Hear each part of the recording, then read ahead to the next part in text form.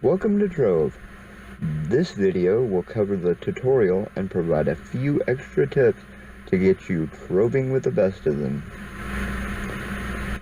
Going to the Xbox clubs, if you're a one player, you can find the club organization XIII,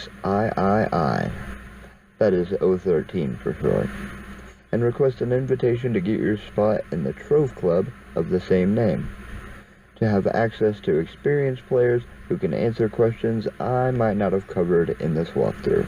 The tutorial they have here will cover the basics, but with experience comes knowledge, and with knowledge of Trove, you discover how half-hearted the tutorial on this game is. Gear is one of those half-hearted Trove tutorial explanations I would not stop bleeding on about.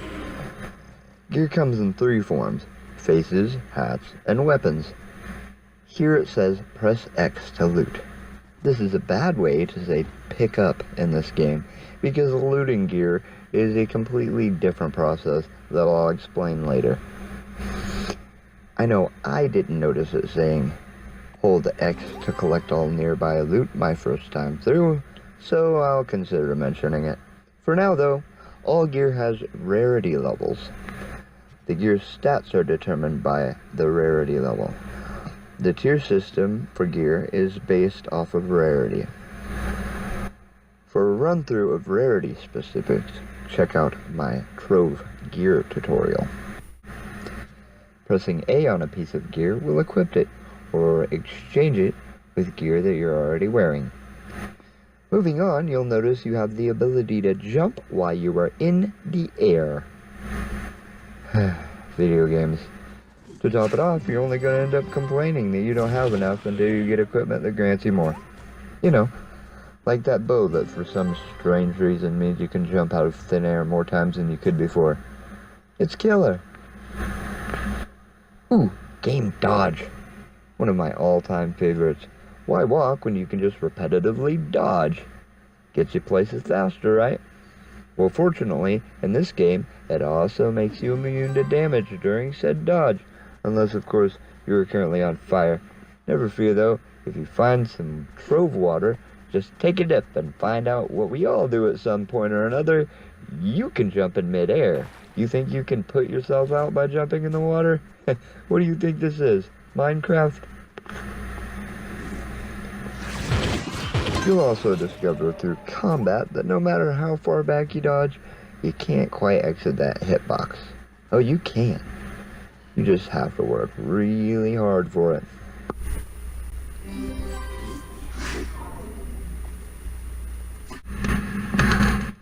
This is what a club portal looks like. I guess the tutorial is a club. Cornerstones. I have no smack to talk about a cornerstone. Too small.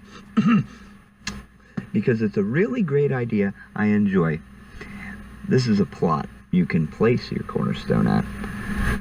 They are in adventure worlds, you'll see later, but not in club worlds. No smack, no smack.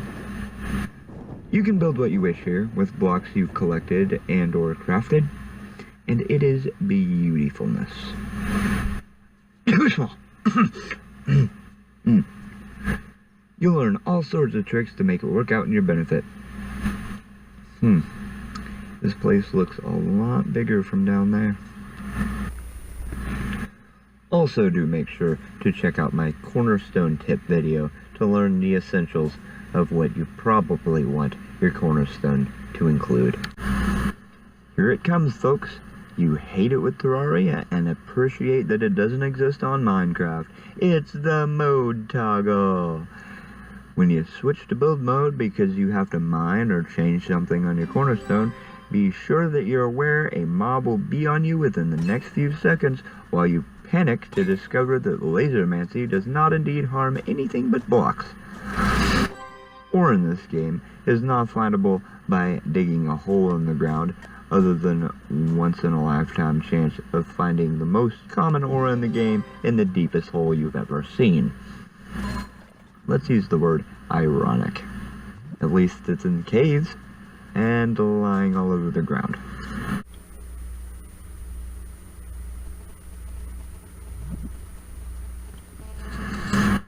Now smack this guy with a smug look on his face. Go ahead. He's just standing there, but brutalize him because of that look he's giving you. Yeah, he's the bad guy. Oh look, he gives you 3 bombs. Wow, what a nice chap. And you just killed him. I hope you're proud of yourself. If only I could type /tutorial and farm these bombs and those weapons they drop, I would be doing pretty good as a new player. You know, until I made this tutorial, I didn't realize how much mastery I was missing out on by not repeating this process.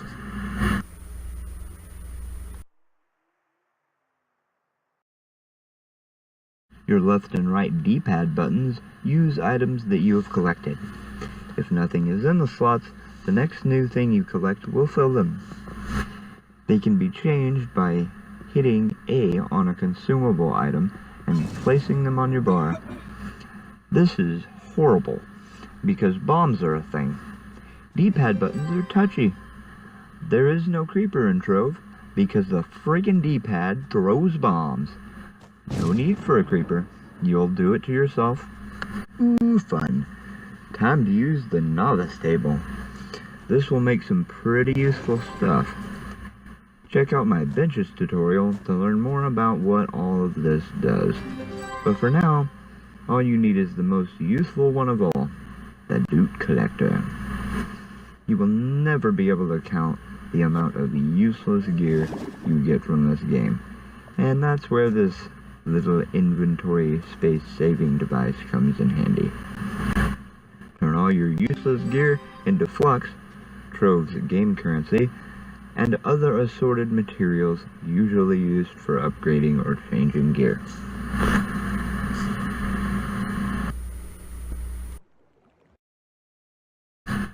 Locking your items is a big deal. When you get the best weapon you've found in a while, you don't exactly want to hit A somewhere in your inventory and swap it out for garbage to unwittingly loot collect it later. Definitely a thing. Don't you laugh at me like I'm the only one. Lock gear before you equip it.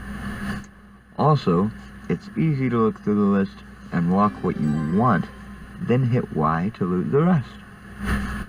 If you do accidentally pull a me maneuver, keep in mind you can access the buyback with the right or left bumper. Keep an eye out for that number in the top left-hand corner known as the power rank. If it randomly goes down, it's probably because you looted your good stuff. Your mount is nice when it's not the new horse. I literally have a turtle that moves the same speed. Game on though, friend. Mounts get way better. This is what portals look like. Mag Riders. Fun, but kind of lacking in the useful department. You can make a song out of note blocks it doesn't tell you how to make. How fun. Also, learn more about that from the benches tutorial. Updraft blocks are crazy useful.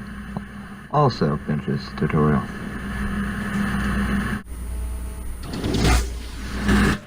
Looky here, it's all over because I attacked more stuff again. How creative. Don't forget about how to teleport to the hub. Hold that up button and hope your finger doesn't lean slightly to one side or the other in your cornerstone, or you'll end up having to fix it like the rest of us. And make your way to a game that's not quite finished explaining itself, but quits anyway. If you are thinking about watching the next step to this tutorial, you might as well hit those like and subscribe buttons, because I'm not fixing to stop letting you know what's up. I encourage posting a comment if you have any questions or concerns, or if you see that I've missed something. Loads of tips to go through, so stay close and stay awesome.